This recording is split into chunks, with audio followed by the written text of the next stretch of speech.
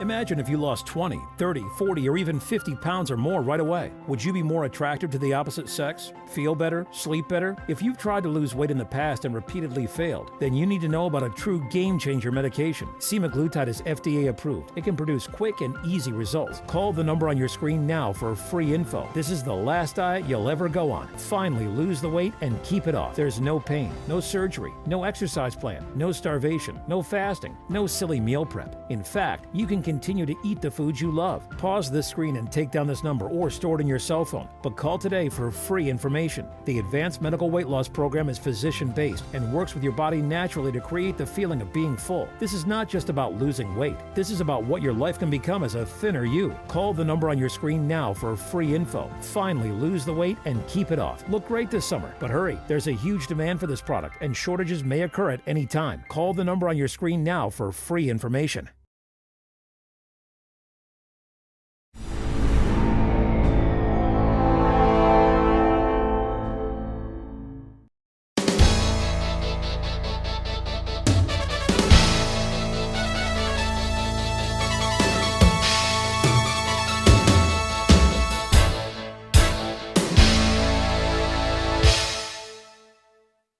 Welcome to the Turnpike Sports Spotlight. Dave Weishaupt with you. I'm excited to talk to our next guest because every time he's on the show, he gives some great information. And today he's going to give some information on my favorite basketball team. There are news reports that the 76ers may leave Philadelphia and move to my home state of New Jersey. What does that mean for Philadelphia and New Jersey? Our next guest is the perfect person to ask. John Boyd is the principal of the Boyd Company, which provides independent site selection counsel to companies in the U.S. and around the world. Some of those clients include J.P. Morgan, Boeing, Chase, Pepsi, UPS, Progressive Insurance, and a whole bunch of Fortune 500 companies. And John Boyd is on the line with us right now. John, welcome back to the show.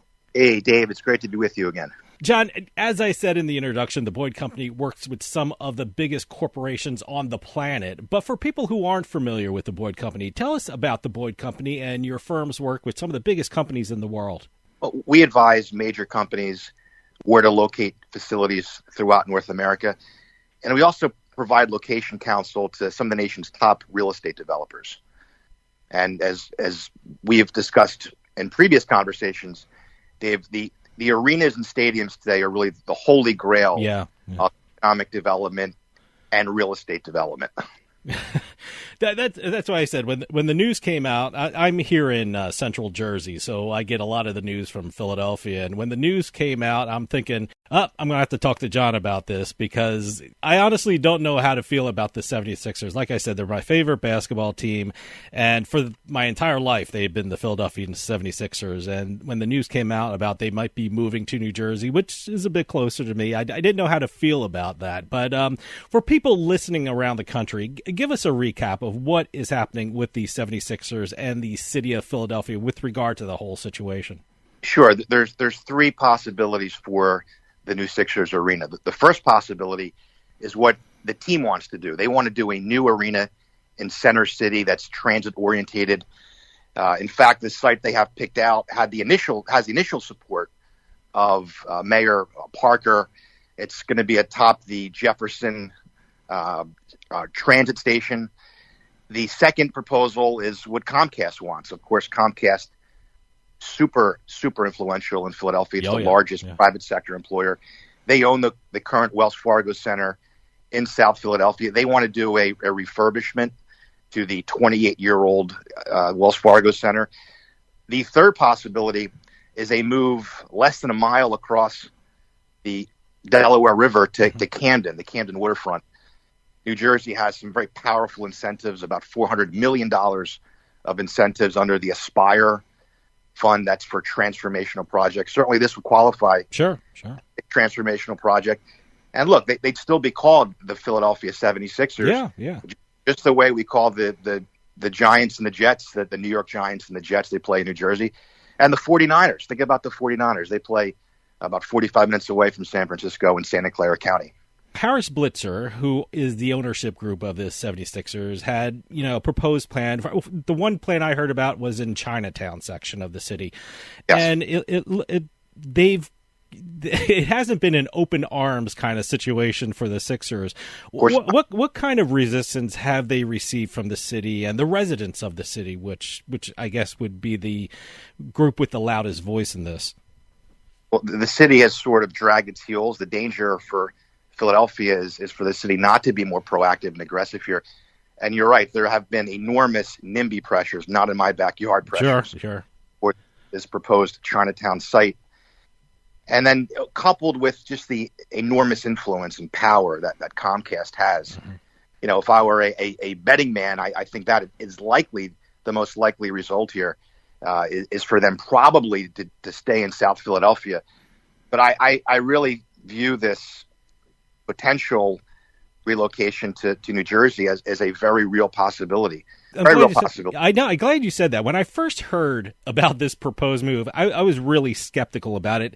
Then I started looking into the situation a little closer, and it became less far-fetched. I mean, let's tell everyone that the Sixers do have a presence in Camden, New Jersey. They have offices there. They have practice facilities there. The fact that a business has some kind of presence in a city, does that make the change in location a little easier and a little less cumbersome on the business itself? Certainly, we saw the Arizona Coyotes in the National Hockey League saying they were going to just move to Utah, and they had no connection to it. The fact that the 76ers have a connection to Camden, New Jersey, for me anyway, makes me sit and listen to any stories about this proposed move. Yes, the Sixers had significant investments in Camden with the practice facility and the corporate offices. And look, there's an old saying in real estate, money goes where it's wanted. Mm-hmm. Sports franchises go where they're wanted. We saw this play out recently with the Capitals and the Wizards staying in D.C. after the city came forward and they got community backlash in Northern Virginia, and that deal did not go through. So money goes where it's wanted. Franchises go where they're wanted. And that's really the danger for Philadelphia, potentially losing this to New Jersey. And one other thing, this idea of a potential fan backlash, I mean, it could be argued that for the vast majority of Sixer fans, getting in and out of the Camden arena will be a more user-friendly experience. Sure. The arena will be equipped with all of the amenities that fans expect, that 76ers fans expect when they go to games. Talking about Harris Blitzer, which is the ownership group, they own an actual team in New Jersey. They're the owners of the New Jersey Devils. I mean, in Newark, New Jersey.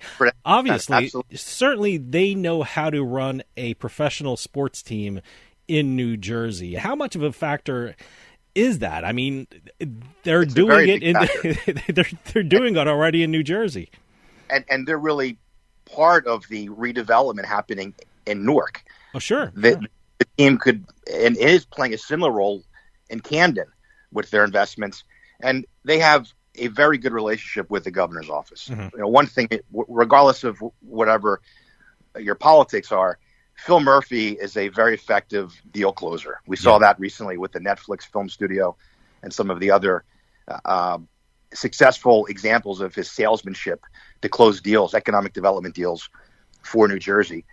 He would love, and this would be the biggest trophy on his economic development wall, to bring a professional sports franchise.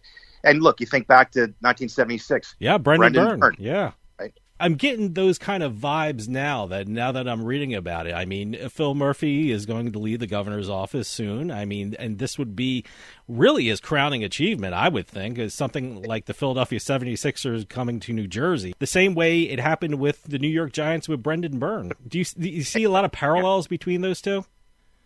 I sure do, Dave. And you and I are both Jersey guys. We love Jersey politics. How about Jim Florio? I mean, sure. Jim Florio spent a big part of his term as governor negotiating with George Steinbrenner to bring the Yankees. Imagine the Yankees. I mean, oh wow, the New York Yankees coming to New Jersey. Obviously, that never happened, but so these types of things happen. It's about relationships, and certainly this would be a major part of outgoing Governor Phil Murphy's legacy. Sure. Now, look, let's be honest. The reason why any business exists is to make money. And looking at this situation and a potential move to New Jersey, there are some possible financial benefits in terms of taxes for a move. As we said, Harris Blitzer wants to fund the building of the arena themselves, which could make them eligible for the tax credit in New Jersey. How much of an incentive is that for the ownership group? Of course. I mean, companies and developers, they want it all. They want the best business climate. They want the greatest market access, the greatest branding potential. And, of course, they want incentives. Mm-hmm. And New Jersey is ready, willing, and able to provide hundreds of millions of dollars of new incentives to make this project happen. You touched upon it before. What has to be considered, especially in the sports business, is when you're making deals which involve a stadium or arena is, number one, is there available land? Number two, the transportation issues. And again, looking at this situation, it seems like New Jersey is willing to work with the 76ers. Camden has a ton of land that they would love to be used by the 76ers, and it seems like the transportation issues are very workable since Camden's really on the other side of the Delaware River. And one of the great things about Camden that Philly doesn't have are great views of Philadelphia. When talking about site selection, how much does available land and transportation, how much do those issues figure into the equation, whether this is going to be a big move? I know the Cleveland Browns are going through the same thing right now. Yes, the real estate quotient is essential. And you're right, the Camden site would have breathtaking views of the Philadelphia skyline. You mentioned the Browns. That's another newsworthy arena or stadium discussion happening right now. There's a proposal in Brook Park, which is about 15 minutes away from downtown Cleveland. It's close to the airport. It's connected to the downtown via the RTA public transportation. Mm-hmm. That's another factor that tends to be a common denominator among these stadium and arena proposals is public transit. I think that's an interesting site. It also would free up enormously valuable real estate along Lake Erie, where the Browns' current facility is. You know, Ohio is booming right now. It's one of the fastest growing states in the country. They are really aggressively promoting that as the North Coast. So should the Browns leave, and that would open up enormous redevelopment potential. Think about some of the luxury condominiums and luxury hotels along that North Coast. You know, when we're talking about moves like this, you know, we're talking about the 76ers moving to New Jersey and certainly the Cleveland Browns as well. What does this mean for the cities that are losing these teams, and what does it mean for the cities gaining these teams? Certainly, sports franchises bring in a lot of business that surround them. I mean, what does it mean for the cities that are losing and gaining these teams?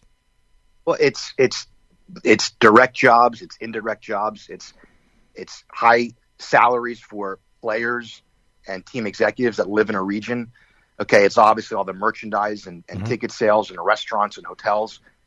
But it's also a platform for location branding. I mean, a lot of major deals get done when these arenas or stadiums host major events, whether it be Formula One racing, for example, or a college bowl game or a Super Bowl, okay, or a FIFA game, like New Jersey will be hosting the finals in the Meadowlands or at MetLife Stadium in 2026.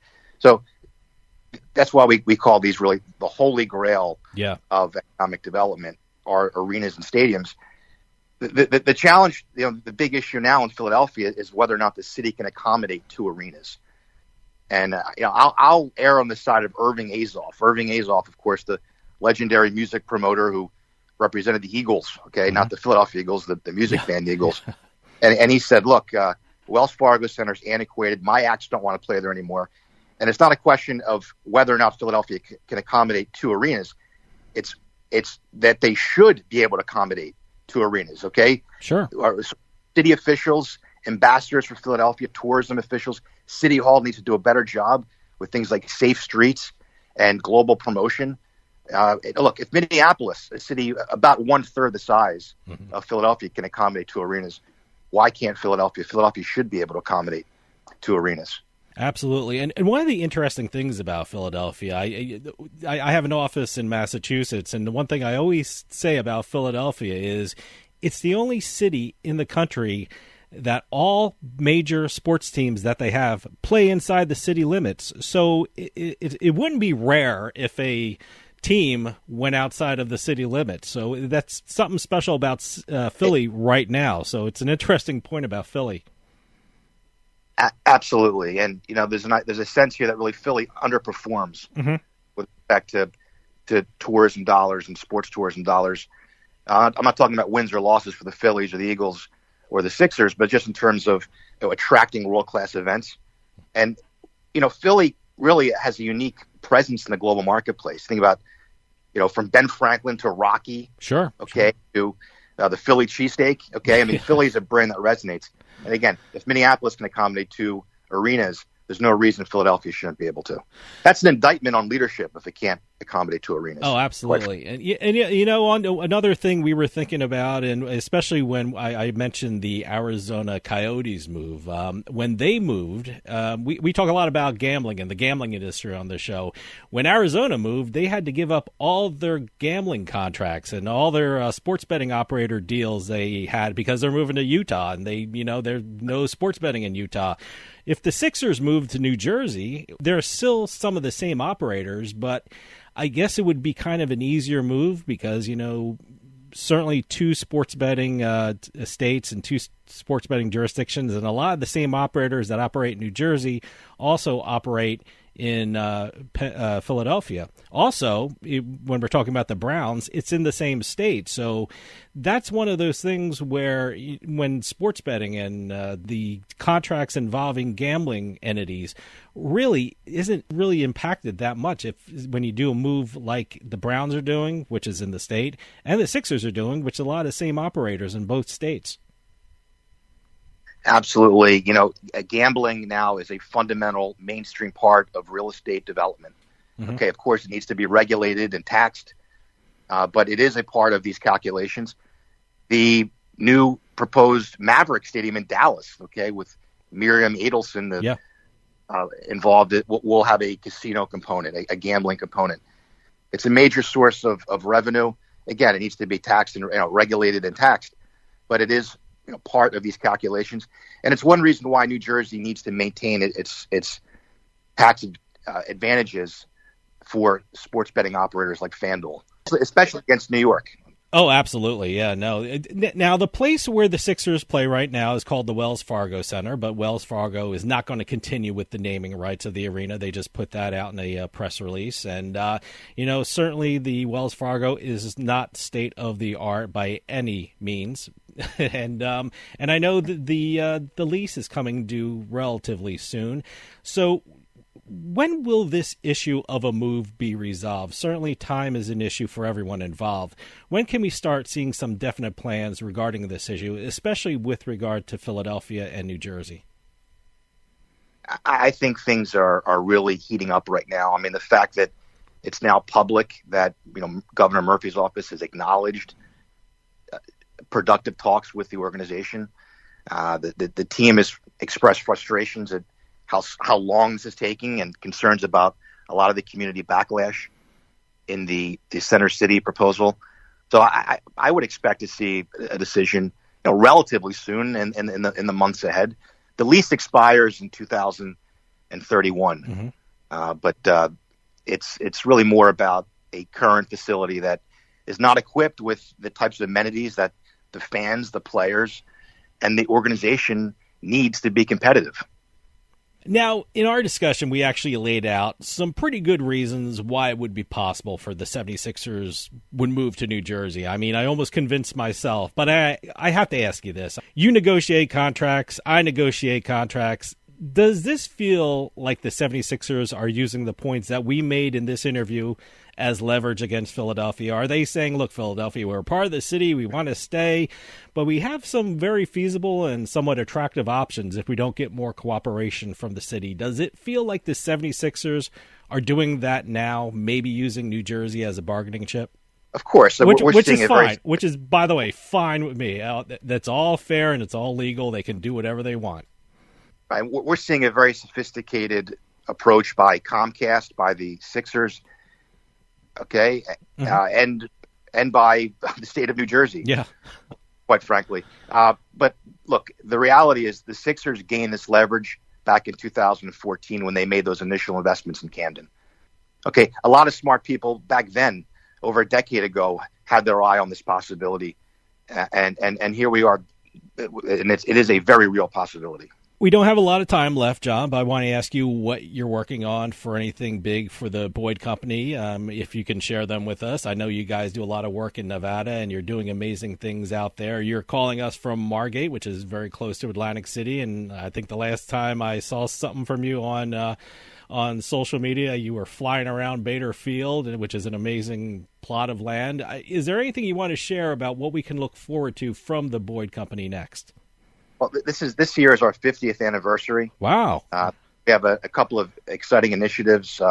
We are very active in that Reno area, that stretch between Reno and Carson City, the state capital, and Lake Tahoe is a region where you're seeing a lot of exciting new development activity. Minden, Nevada is a market to keep an eye on because of its availability of land. Land is really a scarcity today in high growth Nevada, so that's a market to keep an eye on. And yeah, I'm in Margate right now. I was joking. I think I brought some of the bad weather up with me from Florida. Yeah, out our window right now is I guess the remnants of Hurricane Debbie. So Atlantic City and really working to promote itself as a mixed use live work play destination.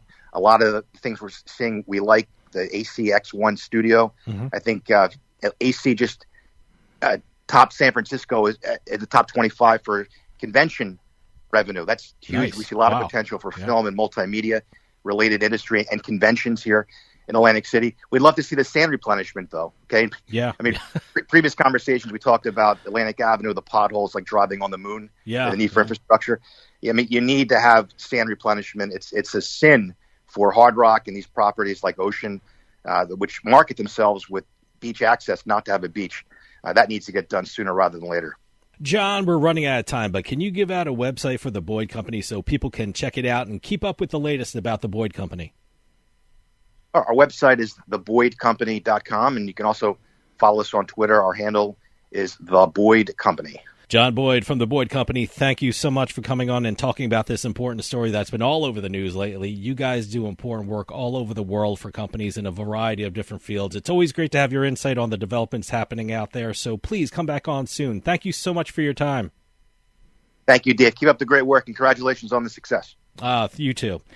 That'll do it for us this week. We'll see you next time on the Turnpike.